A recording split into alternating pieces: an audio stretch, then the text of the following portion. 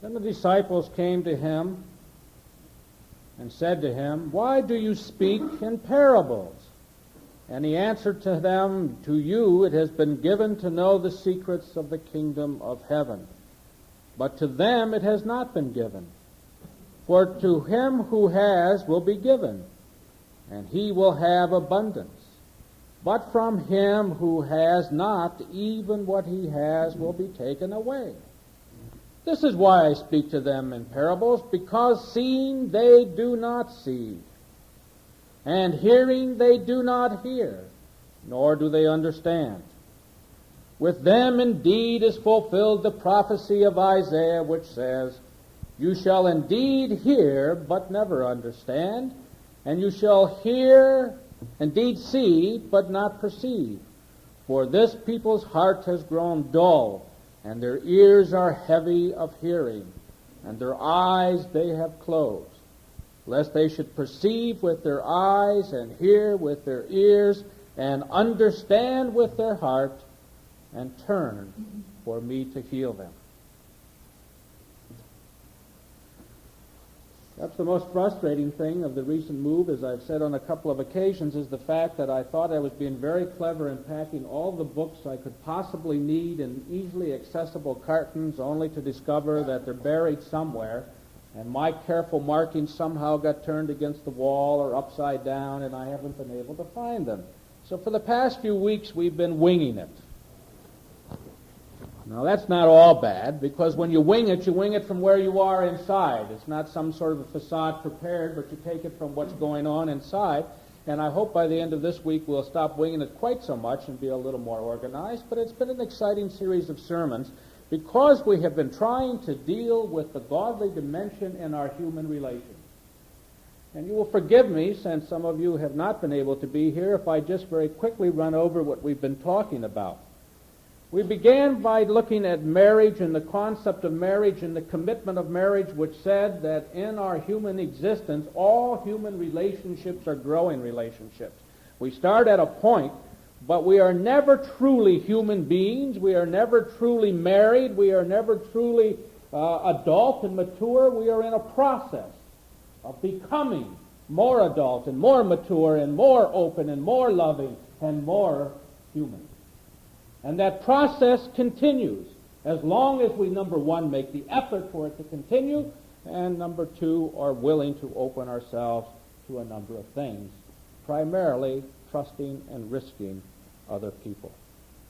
We moved on from that concept to take a hard look at how one begins to grow a personal relationship, whether it be a marriage or a father-son relationship or a good friendship or a group or a church or whatever. And that growing relationships began with a little bit of anxiety, for whenever we meet somebody, we're anxious and we're fearful lest they not like us, and none of us likes to be unliked unless there's something very strange going on in our head. And then we go through a period of honeymoon. We meet somebody and we're fearful about what the relationship is going to be. We have anxiety, and lo and behold, they like us.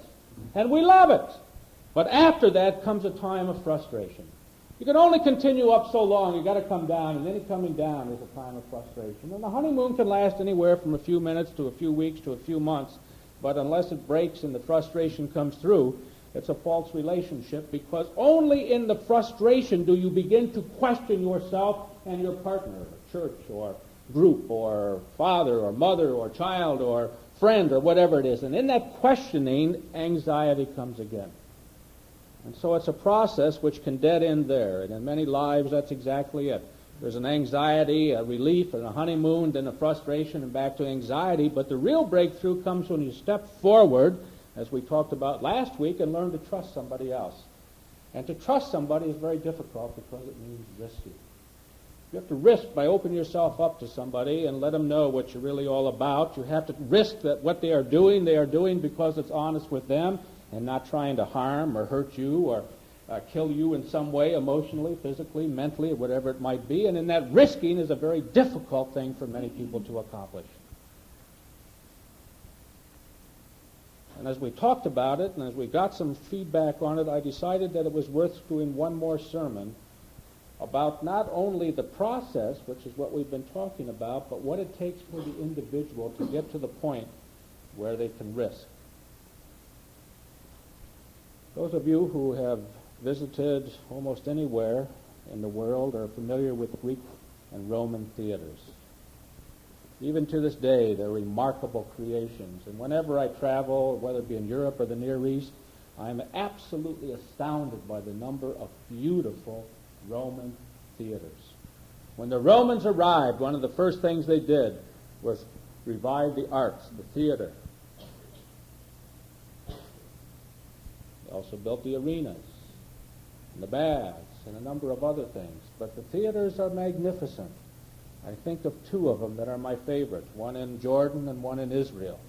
The one in Jordan is a first-century ruin, and you can climb up to the very top and look down. I have some slides, and people standing down there can carry on a conversation just as I am, and standing at the top of that with the wind blowing, you can hear every word perfectly 2,000 years after it was built.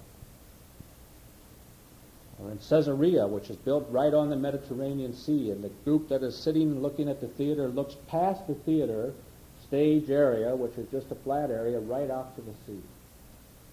Talk about a magnificent thing. In Israel now they use it for concerts. Rock concerts, but also other kinds of concerts. Seats several hundred people. And I stood up there and we took a little Hebrew coin, Israeli coin, and we threw it like that up in the air, listening to the waves of the Mediterranean come in. And it hit the stage area, and you hear the tink, tink, tink, tink, tink, tink, tink, tink, tink, tink, tink, tink, tink, tink, tink, tink, tink, tink, and drop off. The acoustics are so marvelous. Absolutely incredible theaters. And you will remember that in the Greek and Roman theaters, all parts were played by men.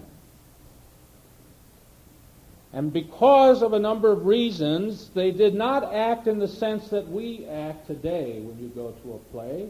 They held mass. And the mask had twofold purposes. One, it was sort of like a megaphone.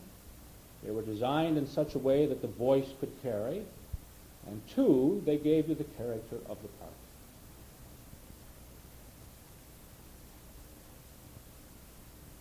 Now, the wearing of masks in a play is an essential thing in the ancient Greek and Roman theaters. But unfortunately, the wearing of masks in normal, ongoing life is one of the most destructive tendencies we have. For most of us, at times or another, assume a mask out of fear of people getting to know who or what we are. A mask is an effort to hide the true self and the true feelings. A mask is an effort to block out the closeness of another individual. It is an insult to them and an insult to us if we put it on. For by putting on a mask and blocking out, we not only separate ourselves from another people, but we say to them, I don't trust you enough to risk having you see me for what I am. Now, I'm not talking about the slender mask that you put on when you got a headache and somebody says, how are you feeling? And you say, fine, because you know how you're feeling is basically a question to start the thing going. And so a headache's a headache, or a little ache and pain. We all go through that. I'm not talking about the mask that sort of, you go on and you reach out and you do the kinds of things. I'm talking about the mask which is put on primarily to hide the I, the ego, the self from everybody else, that refuses to say, come in and share with me the depths of my existence. Now, the reason we get to frustration is that you can never trust a mask. Well, the thing that was common in the Greek and Roman theaters was that the player could put the mask on, play the part, go off stage, and change the mask. And come out with a different mask on and a different part.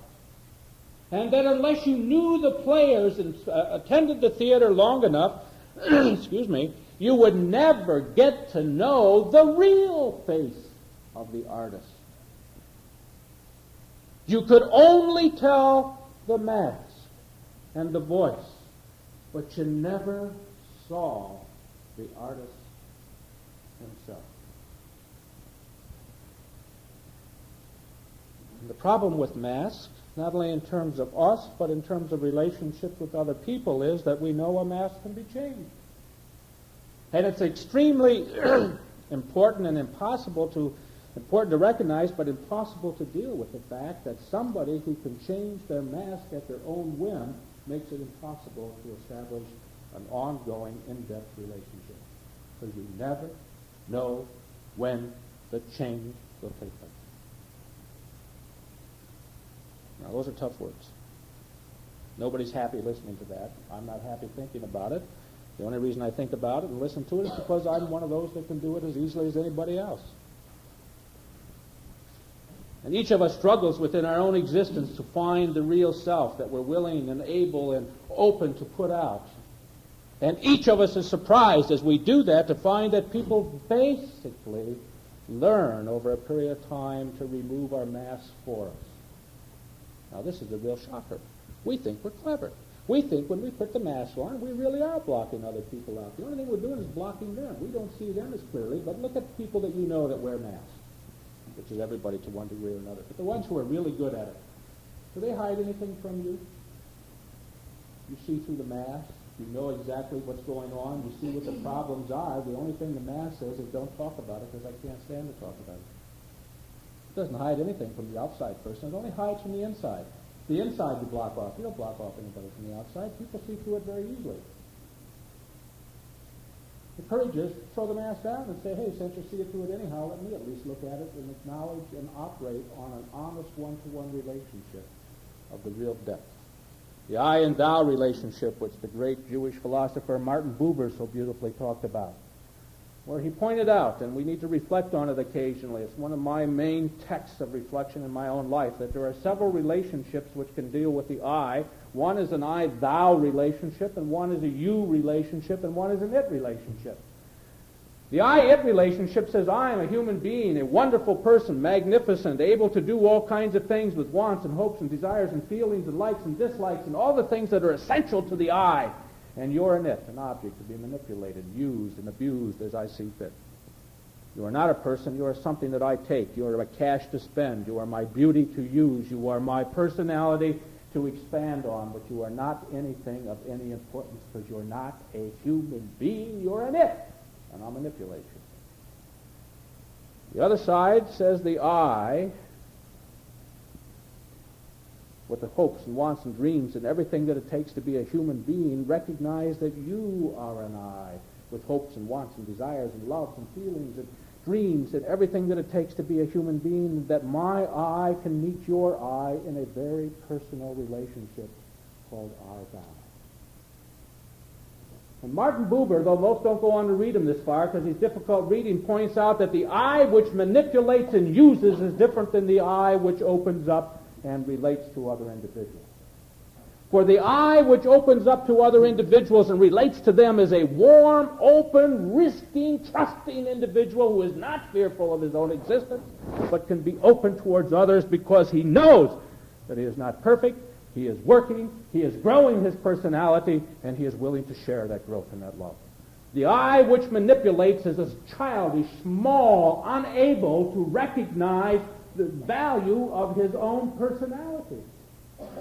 For to open up to others means that your own wholeness and health reaches out and gives.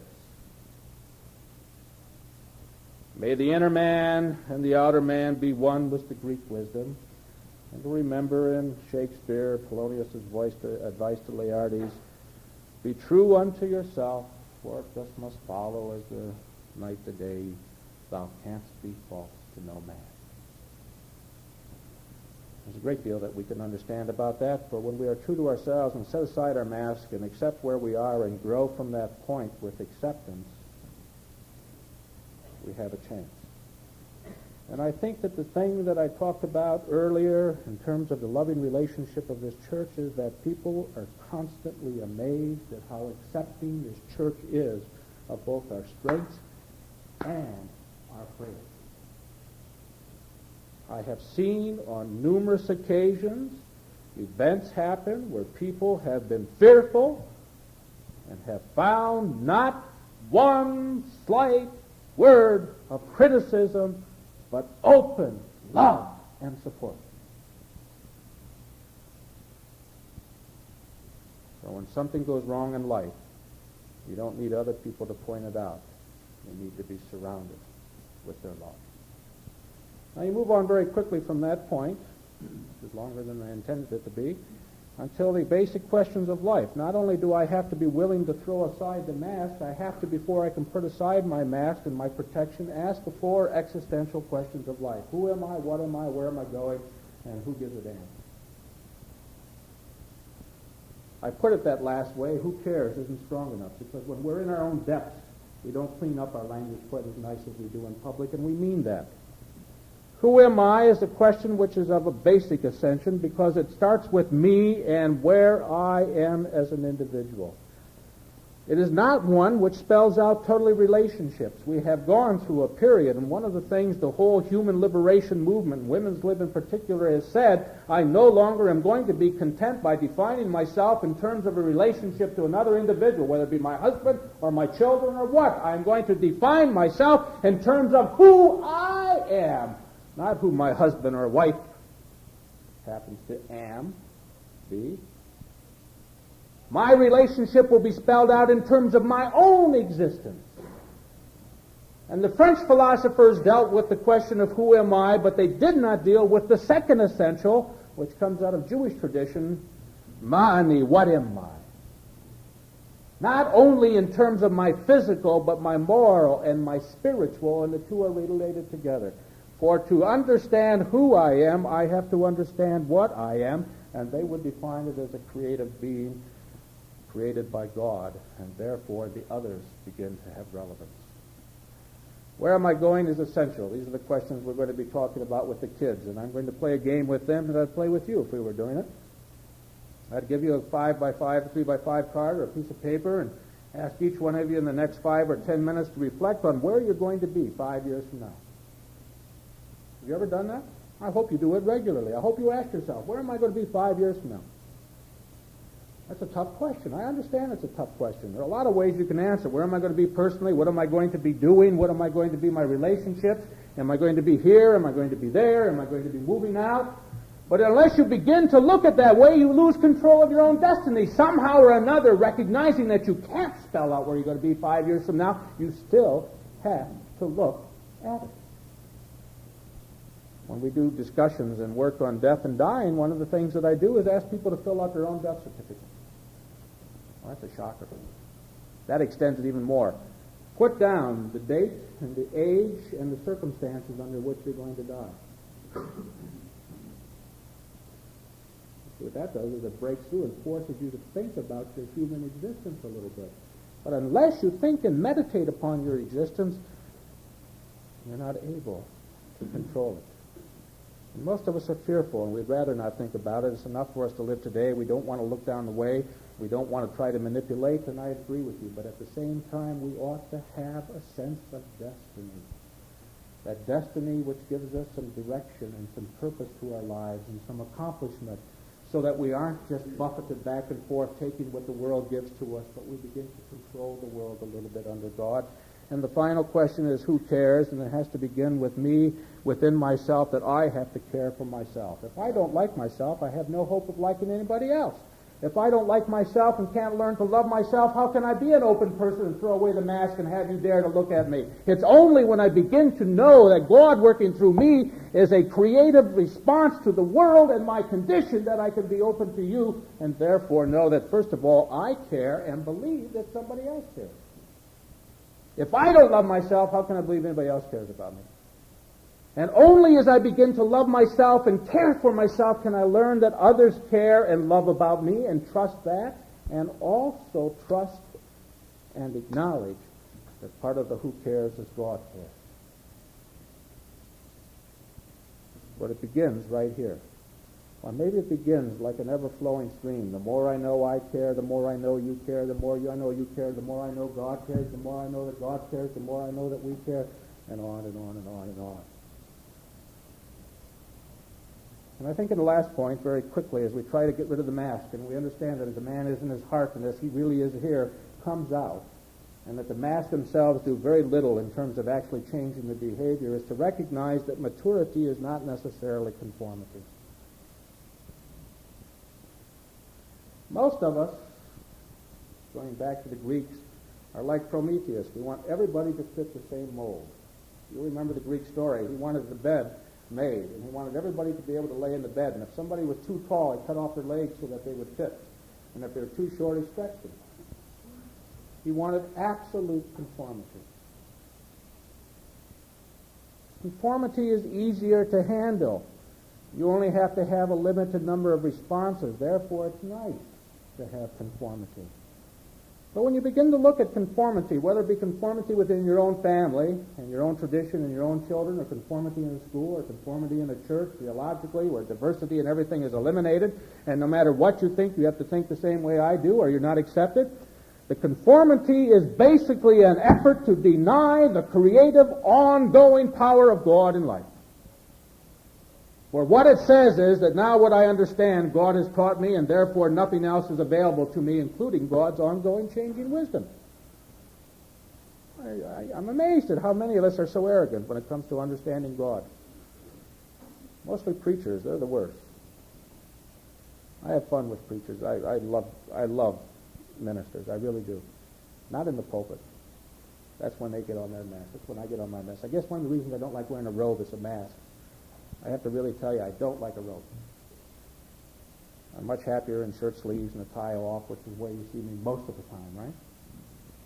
But I understand. Okay, so for me, it's not. I'm not really hiding anything. If you want to see, I got my tie on today and all, just normal clothes and all that. I do know of one minister in the summer wears robes and Bermudas. I just assume wear the Bermudas, not the robe, and I expect you to come to church the same way on a hot day, but I love ministers, but it's an interesting thing. Ministers always want to expound and improve the Bible. You can't ever just read the Bible and let it speak to you. Somehow or another, they've got to make it more understandable. So they've got better power of creativity than God. I mean, it's an occupational hazard. I do it. I mean, it's just an occupational hazard. We really have to understand that the ongoing creative power of God is such that we continually grow and are becoming more understanding. The fact of God is one thing. The truth of God is one thing, but the understanding of God is a growing thing. I do not know this week what I will know next week about God. And I know more this week than I did last week, because my life is one of constant change in my understanding and growth with God. And to limit God and make him so small, to borrow J.B. Phillips' phrase, your God is too small, so that I can hold him in my hand and make him conform to my understanding, is blasphemy of the highest order. The power of God is far greater. And Paul argues that we ought not to be conformed, but transformed. Now, he's talking about a couple of things there. Don't be conformed to the world, but transformed by the power of God, so that the things and the responses and all that are expected by the world of us are set aside, and we act differently because there is a godly Spirit working through us. Well, if I've got faith that God has created a pretty good me, rough edges, still working, still growing, that he's given me what I am, and that I can develop it and work on it with power and understanding and appreciation of his will in my life, if I begin to understand that you care for me and God cares for me, and I've learned to care for myself, and I'm beginning to get a direction of where I'm going and my purpose and goal, so I'm just not spinning wheels and filling time, but actually accomplishing something. I have an understanding of what I am and who I am. I'm beginning to know that the real I is not always acceptable. There are things that I do that drive people up the wall, including me and some of you. There are things you would like to see change about me, but You take me for where I am, and I can put my mask aside, and I can smile when I feel like smiling, and I can moan when I feel like moaning, and you can reach out and put your arms around me and just say it's okay. As we do those things together, we learn to trust and to risk and to be open. And I have to make a confession that I have never, in spite of all my fears, and in spite of all the talking I've done about it, I have never found anybody in this congregation who, when I was open to them, abused that openness. That's one of the things you've given me some confidence on, because our normal fear is that any time we're open to somebody, somebody's going to punch us. We're going to step in there and smack us on our very private self. Now, have any of you really been smashed by anybody in this congregation when you've opened yourselves to them? If you have, then it's something that needs to be worked on. If you haven't, then why are we so fearful of one another? Why do we take that it might go wrong as the goal, instead of saying, positively, I will trust that it won't go wrong? And so I guess as we reflect on this whole series with marriage and encounters and trusting and growth and becoming, the process continues. And the enjoyment and the happiness of what can happen in this church is that as the process continues, each one of us grows more to be what we potentially ought to be. And we grow it together. Amen.